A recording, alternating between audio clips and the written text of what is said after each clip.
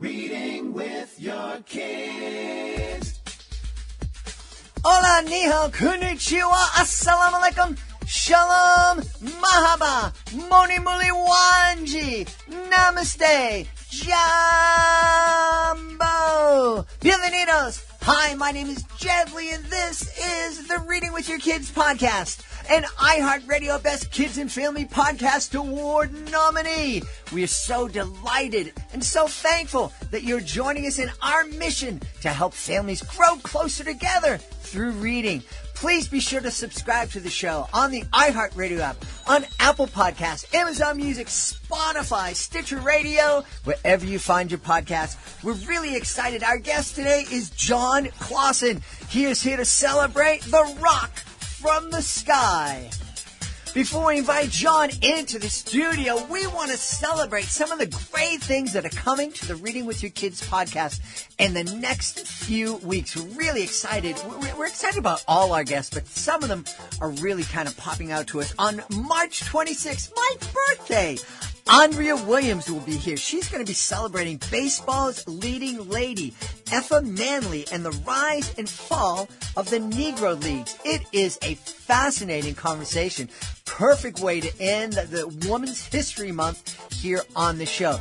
On April 1st, Jane Yolen will be here. Jane is here to celebrate the publication of her 400th book. 400 books! It's insane. In the conversation, I tell you, it's one of my favorite conversations of all. That's happening on April 1st. And, of course, we wanted to remind you that on April 22nd, we're celebrating Earth Day with a series of special episodes that we are calling Protecting the Earth with Your Kids. And we have some fantastic guests lined up for that. You don't want to miss it. Be sure to subscribe to the show today, wherever you find your podcast, so that you don't miss one exciting episode of the show. Join us on the line right now from Los Angeles in California. We have a Caldecott Medal winner, author, illustrator. He's here to celebrate his brand new book, The Rock from the Sky. Please welcome to the show, Jon Klassen. Jon, how are you? I'm all right. Thanks very much for having me on. I'm real excited. I feel like I'm speaking to kid lit royalty here. I insist that you use the term. Yeah. Well, tell us all about The Rock from the Sky. This looks like a really neat book. It was really fun to make. It's sort of it's 5 short stories that are sort of connected, so they do sort of follow one another. But it felt fun to split them up into 5 kind of chapters. And the first one is the longest one, and it starts out with 2 characters, kind of 3 characters, who are kind of walking around a single spot. And they don't know it, but there's a giant rock falling above them, and we don't know when it's going to hit. And they're having a discussion about where to stand. And they don't know that there's a rock. They're just having some dumb discussion about where they should stand and why they shouldn't stand here or there. And that's how that ends is the end of the first story. And then it keeps going. The rock has landed, but then I wanted to find out what that feels like the next day, or at least afterwards. What does it feel like when a giant rock just fell right next to you? And then how does that day feel after that? And this is a really neat, fun book. It's a picture book, and I think it's one of those rare books that adults are going to love as much as their kids, but for different reasons. I hope so. I mean, I think that it's tempting sometimes as an adult author writing the books to make jokes for the adults that you know they're going to get, but that the kids might not get. But I try and avoid that. You want to be as broad as possible and at least think of the kids first. Mm-hmm. And then if the adults laugh, they might laugh at how it might have felt to make this thing as a grown-up. But if the kids laugh, hopefully they laugh at the book itself.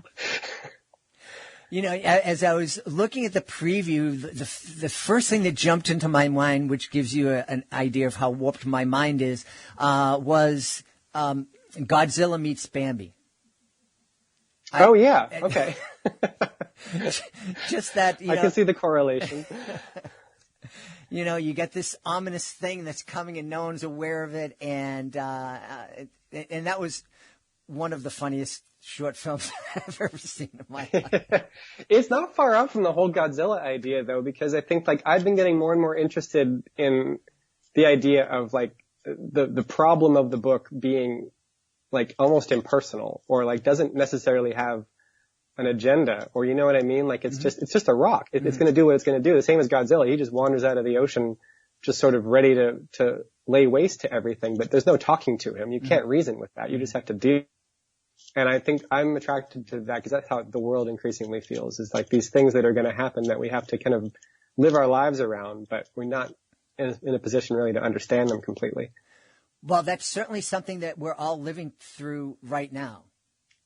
You know? Yeah, I mean, that was my idea, was to sort of capitalize on this horrible pandemic.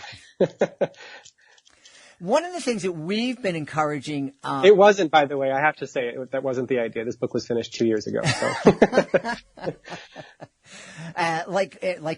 Like every picture book from a traditional publisher, and I love to share this with people, because people think, writing a kid's book, there's 500 words and some pictures. It must take, a couple of weeks to crank one of those out. In reality, it takes 2 or 3 or more years. Yeah, I don't know whether that's necessarily to do with the amount of, it is a lot of work because there's a lot of pages relatively that go into illustrating a children's book, but it's also because they're so simple, when they don't work, it's very obvious, and it takes a lot of work to bring it around to something that works, depending on what it is you're trying to do or what you think you're trying to do. And they can be changed so quickly, which is actually a kind of a curse, because if you're writing a novel or doing a big long movie or something, there's lots of small pieces that may or may not add up, and some of them go awry and some of them come back, and that's okay. The whole sort of shape forgives it. But if a children's book or a picture book doesn't work, it's like this glaring thing because it's such a huge, even one spread is such a big part of the book. And a change that you make to it completely changes the book really quickly. And so you're forever tinkering, and trying to get it in shape. But it's hard to boil something down to something that like a 4-year-old and a 20-year-old would understand the same way. It really is hard. And I really believe that picture books don't get the credit they deserve, because you're telling such complicated stories in pictures, but also in such a limited number of words. Every word has to count. Yeah, that suits me. I mean, I feel like when I do get the opportunity to use more words, I don't know how to shut up. But when I'm limited, when I understand that my audience doesn't have that kind of vocabulary, I actually really like writing that way. I really like rules and limitations on what it is I'm allowed to do, because that helps me focus and solve the problem. And so it's a nice area to work in for me, because right away I have so many rules. There are so many things have to be done a certain way for your audience to get what it is you're doing. Yeah. One of the things that we've been encouraging families to do to kind of make the experience of every book that they're reading kind of broader is suggesting to families that they take a picture walk through a book before they read it, to maybe just go through and look at the pictures. If they have to, cover the text, and then just talk about the story and about the pictures. Put yourself in the position of a family that's taking a picture walk through the rock from the sky. What do you think? Oh man, I would be so sorry. I wouldn't know what to tell them, because there's not much going on visually that you would understand if you didn't have the words. My trick that I like to pull in most of my own books that I do, because I'm not a very brave writer and I'm not even really a very brave illustrator, I like to keep both things very calm and sort of almost boring. But what I like to do underneath that is when you put those two things together, and once you do put those things together, there's something hopefully pretty exciting going on. There's something usually pretty close to life and death happening. But on the page, it's very subdued and it's very quiet. And I like my audience working for me that way. I like them looking at a picture of a turtle standing on the ground with nothing else going on around them but worried about his life because of something they read, or they know the title, or something's going on. And so because of that, if you just slept through the book without reading it or knowing the title, I think you would find it sort of reads like a very boring postcard of a place that you probably won't want to go to. I don't think you would like it very much. I'd be interested to hear what they thought. I want to hear what they think the book is about, but I would apologize to them before they did it. Well, I think it gives kids and families a chance to be creative and really.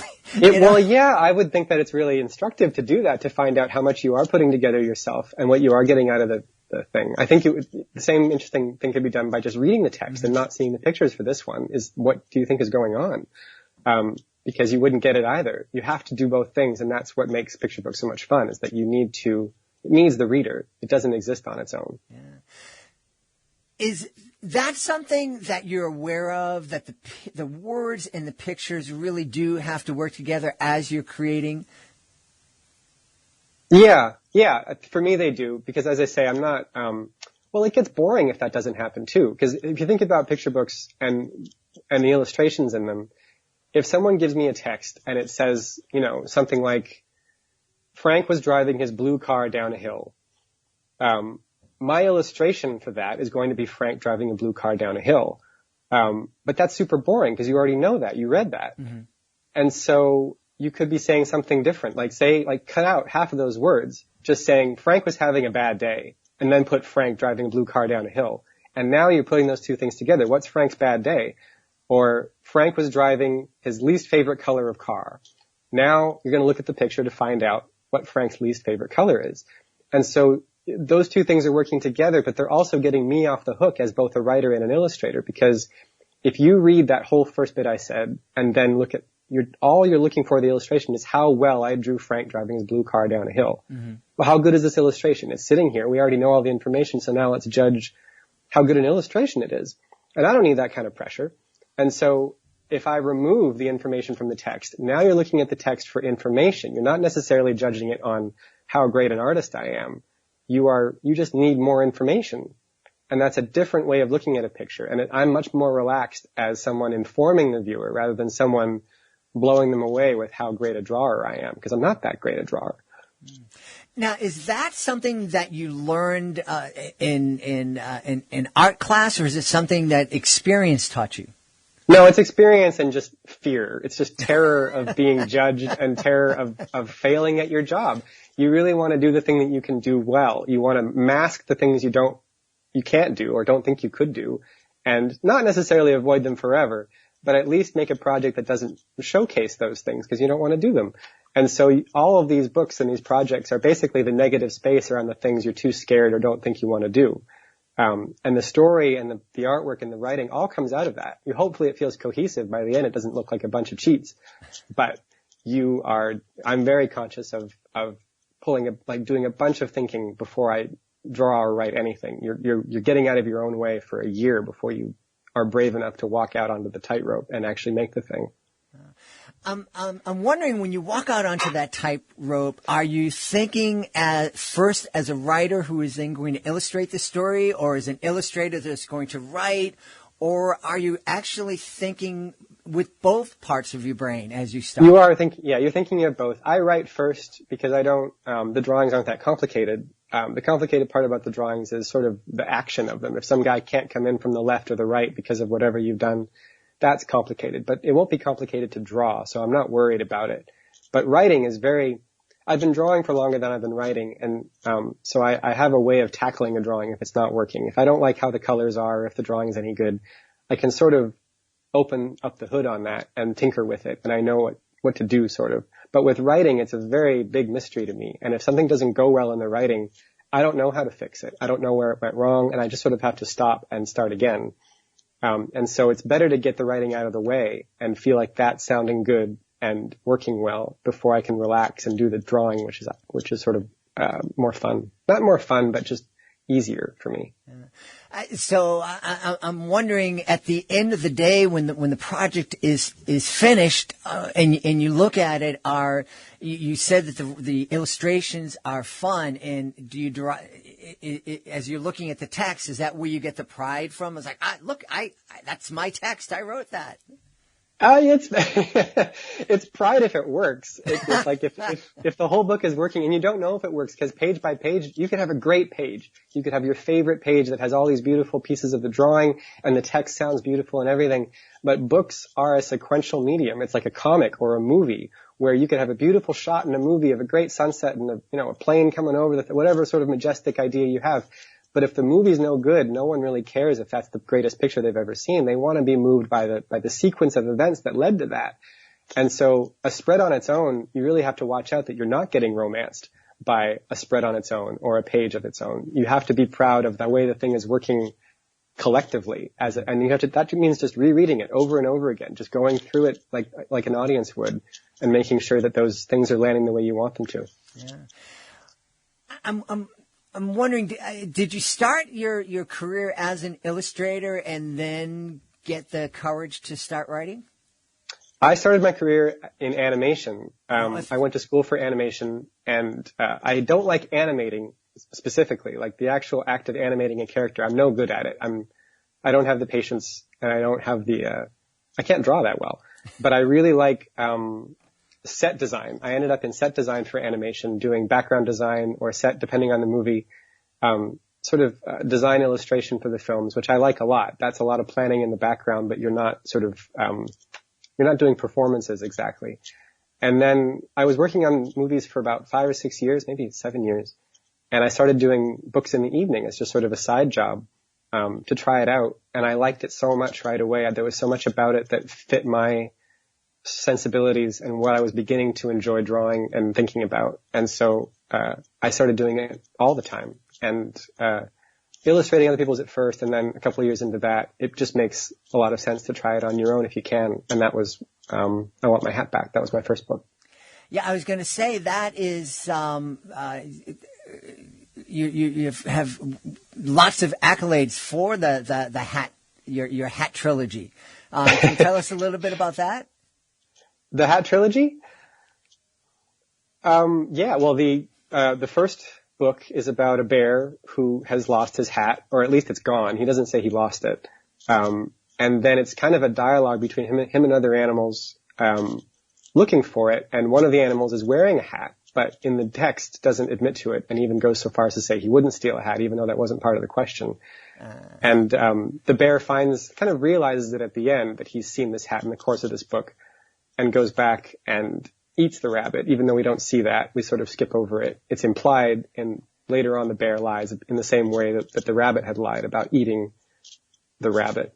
And we're sort of meant to put two and two together. The second book is kind of the same plot. It's about a little fish who steals a hat from a very big fish.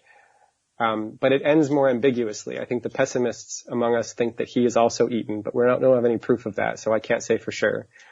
But it's a much straighter story. It's a monologue instead of a dialogue. So it's just the fish talking. Nobody else is talking. But he stops talking after the big fish catches up with him behind some plants. And that's what sort of sets off our pessimism. And then the third book is about two turtles who find one hat in the desert and have a discussion about whether or not they should keep this hat because there's only one of them. One turtle decides to leave it behind, but the other turtle isn't quite so sure. But they only walk about 10 feet away from it in order to sleep, and one of them is going to sneak back and get that hat in the nighttime after the one's asleep, and so he's asking him if he's asleep. The whole time he's kind of inching away just to make sure that he is. And the turtle describes a dream that he's having where they are both wearing hats, and isn't that a nice idea? And the turtle who's about to steal the hat feels so terrible at the description of this dream that he kind of turns around and comes back and joins him in the dream. He falls asleep, and the book ends with both of them sort of dreaming the same dream, and that's the end of that series. That's the end of those books. That's really cool. You know, as you were talking, I am thinking back to when my kids were cuddled up on my lap, and we were reading and talking about picture books, and I'm thinking that my son and my daughter would have such different experiences, especially with the first book. I mean, my son would just love the idea of the bear eating the rabbit, and my daughter would have the opposite reaction. Yeah, I think that's okay, though. I think that's really exciting. I think that it's actually it's discouraging to people who make picture books to pretend that our audience is just one big group of kids who all feel the same way. As soon as you begin to think of kids as being personalities of their own, who have favorite books of their own, that isn't everybody's favorite book, or they will respond differently to different things, it opens up the work so much. I want to meet and talk to the kids who do like my work, but it's okay if they don't too. We're not talking about the same kid all the time. They can have different favorite books and respond differently to them. I'm trying to make the books that I would have hopefully liked to read when I was in that age. That's what you're trying to sort of talk to. But you don't know the other guys. You don't know the other kids. And so, But it's really important to view them as different kids, as different people. It opens up the work so much. Then you don't end up making a really boring book for everybody, I think. Yeah. You know, I think you bring up a good point. We have lots of authors who listen to the show, and I imagine some illustrators who listen to, and a lot of parents who are dreaming of writing a children's book at one point. And you bring up a really important point to help us all remember that not everybody has to like what you write or what you draw or what you sing. I do educational magic shows around the country, and I've met lots of kids who would tell me after the show, I like you. You seem like a nice guy, but the magic is kind of... Well, that's about as good as you can hope for, though, right? At least they like you. If it was the reverse, where it's like, that was a great magic show, but I'm not a fan of you personally. Well, I've met a lot of magicians. No, but it is. I learned that lesson on the movies, actually, because I was a set designer on Coraline, that came out a bunch of years ago. Mm-hmm. And Coraline's kind of a scary movie, and Henry Selick directed it. He's a great director. It was a lot of fun to work with him. But in doing interviews for the movie later, he got a lot of questions as to whether it was too scary for kids, because it is a scary movie. And his answer was always, well, who's your kid? Mm-hmm. Who is it? Mm-hmm. Like, there are ways of being traumatizing and too scary and too dark for kids in ways that aren't good, but you have to take your temperature on that and hope that you're okay and sort of you're not going to veer into that and that your instincts are good. But after you've finished that, after you're there, you have to give yourself license to just appeal to like certain kids who are going to like it and be okay with the ones that don't get it. Mm-hmm. Mm-hmm. And I can relate to that so much doing magic. There's always this, can this trick look scary and who can I do it for? And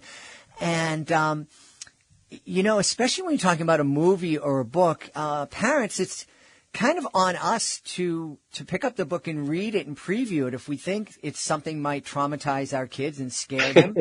You don't have to buy it. You do get upset about people who do the things that you would guard for your kids. You're like, well, why'd you make that? Now I have to go to the work of actually like filtering this.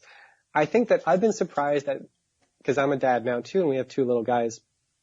They're pretty young, and so the filtering hasn't quite started yet. They're not old enough to get into stuff that really would damage anybody. But my filtration process on that has been not necessarily the events that would happen in a book. For instance, like if someone is killed or if there's violence in it. Violence is a tricky thing, I guess.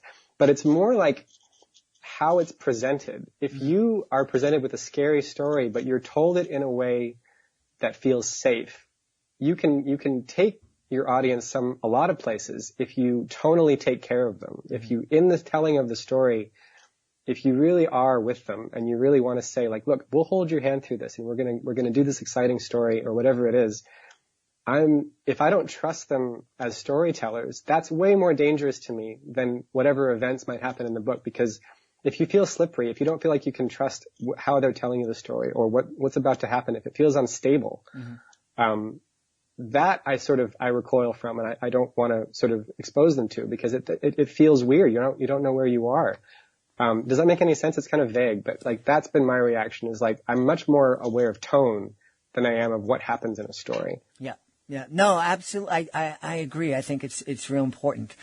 I'm wondering if you have any advice for an aspiring illustrator, author, or just a kid who doesn't think that they're a great artist and they don't think their drawings are all that hot. Here you are. You're an award-winning illustrator, author, and you don't think your illustrations are all that hot. Well, you never really get over insecurities like that, I don't think. But I do think that working in this kind of field, working in sort of a professional way in storytelling, whether it's in movies or in books or anything like that, most of your job is problem solving. And people who are really, really good at something often don't have to do a lot of problem solving. They sort of approach what it is they're really good at almost in an instinctive way, in an intuitive way, where they're just sort of feeling their way through because they're so good. Everything they're doing is good. And they don't have to stop and analyze it ever because it's all so great. But if you're kind of good at it, and you're not as good as you would like to be, you end up developing a way of talking to yourself about the problems that you're seeing. If you're not drawing what you want to draw, you sit there and you're like, well, what is it about this that I want to change? How can I get better? And those are such important conversations to have with yourself. That way of talking to yourself becomes your whole job. Mm-hmm. And it makes it possible to do it as a job because you have to change course a lot of times. You're doing it for different audiences. Different people come to you for different things.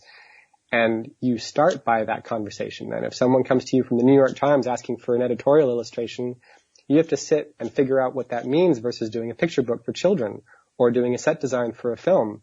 That has nothing to do with how well you draw. That has to do with how well you solve a problem that's been given to you.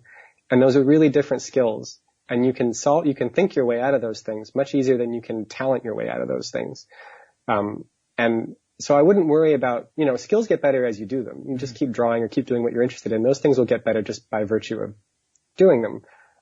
But I think it's actually a bit of a blessing not to be as good at a thing as you'd like to be because you end up, thinking about it in a much more productive way. And I've really enjoyed not being great at it because it makes me sort of have to lean things against each other. Like we said, with the words and the pictures, I'm not as good at either of those things as I'd like to be, but then I wouldn't get a picture book if I was. Mm-hmm. Mm-hmm. So I've had a great time with that, not being very good at it.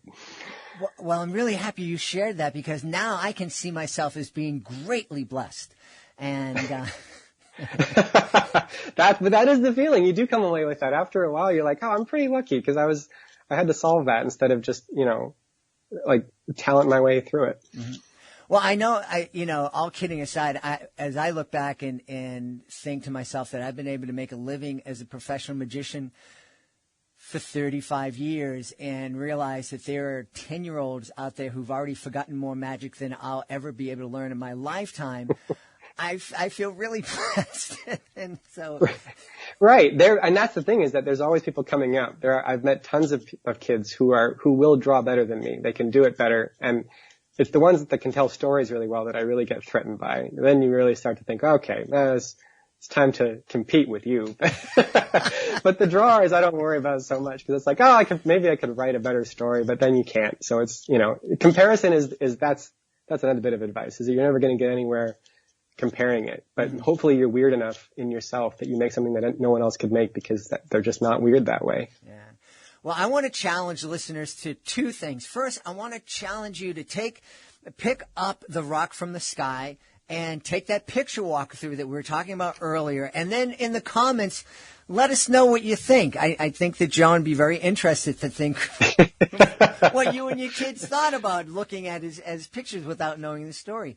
I also want to challenge you all to go to find Jon online and find out all of the wonderful work that he's written and illustrated. And Jon, maybe you can help us start that challenge by letting us know where they can find you online. I had a website, but it was hacked by somebody and it's gone. So you can't find me there, but I'm on Instagram in sort of a casual way. I post work, but also just life stuff. And I have a Twitter that I post a lot of other people's artwork on. I just sort of use it as kind of a bulletin board for things I find that I like, but also updates on the books and things. Twitter is just, you can find me by searching my name, but I have a weird handle called Burst of Beaden, BURSTOFBEADEN. It was a holdover college joke that I probably shouldn't have gone with professionally. And then Instagram is just my name, JONKLASSEN. And yeah, they're not the most, they're pretty entertaining when I find time to post for it, but that's where you'll hear about the books and touring when it starts back up and all that good stuff. Yeah. And we want to also challenge you to go out and get your own copy of The Rock from the Sky. But as much as we love Amazon and Barnes & Noble, there's tons of small independent bookshops out there that really need our support right now. And if they don't have The Rock from the Sky by Jon Klassen on their shelves, you can call them up and ask them, and they'll have it there within a few days. And that would be a great way to support Jon, bring a great new book into your family library, and also support those small independent bookstores that we really need in our communities. Please, please, please. Yeah, I would not have a job without them. My books would not have gotten traction in the bigger stores. It had to be the indies that sort of brought them up and talked about them first before I had any sort of traction with the bigger places. They're super important. Please follow that advice. Yes. We've had a great time speaking to the author and illustrator of The Rock from the Sky, Jon Klassen. Jon, thanks so much for being part of the show. This was so much fun. Thanks for having me on. Please be sure to join us for the next episode of the Reading with Your Kids podcast. Our guest will be Dunia Stewart McNeil. We'll be here to celebrate. Let's visit the solar system. That's the next episode of the podcast. I want to thank the folks who made today's show so wonderful. Of course, I want to thank our guest, Jon Klassen. Be sure to check out The Rock from the Sky. I also want to thank my team, Alejandra Doherty, Fatima Khan, Hannah Pat Oboyski, Alexia Brown. I want to thank my beautiful wife for all the support she gives me. Most of all, we want to thank you. Thank you so much for taking the time to join us today. And as always, thank you so very much for taking the time to make the world a better place by reading with your kids. I'll be looking for you in the next edition of the Reading with Your Kids podcast.